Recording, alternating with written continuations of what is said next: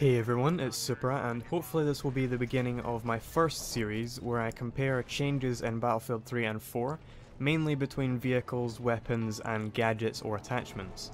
As you can see, I'm starting off with infantry fighting vehicles, or IFVs, since I think they're my favourite vehicles as they're the most versatile. Though they're not subject to the vehicle, I'm going to be specifically breaking down tow missiles, considering they were arguably the most sensible attachments for the IFVs in Battlefield 3, and I want to talk about how they've changed. I understand it's a beta, and when I was testing we did notice imbalances, but I'll state damage models anyway and update them when the full game is released if required.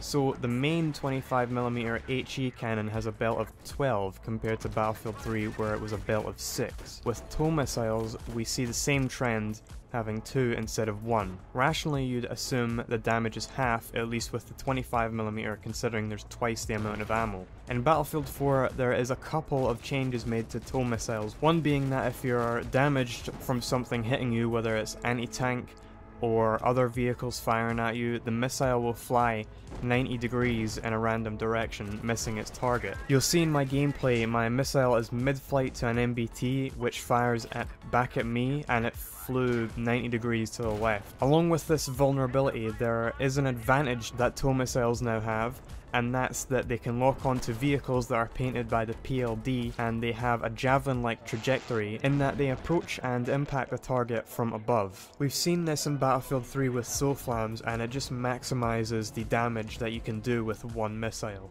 Being hit whilst the tow is guided doesn't affect trajectory, but I'm unsure if the target has to be painted until impact. Whether the vehicle is stationary or not could affect this. I did some damage testing and I'll share what seemed most balanced to me. So every hit with the tow missile immobilizes its target, another new feature in Battlefield 4 separate from disabling. And as far as damage goes, impact to the front does 40 damage, impact to the rear does 45 damage, and guided or impact from the roof does 50 damage, and for reference this was an LEV firing at a ZBD.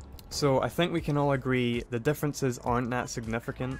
Obviously everything is subject to change considering it's a beta and it's unfinished. I hope this video offered sufficient and concise information and that you ultimately learnt from it. Thanks for watching guys, and I'll talk to you later.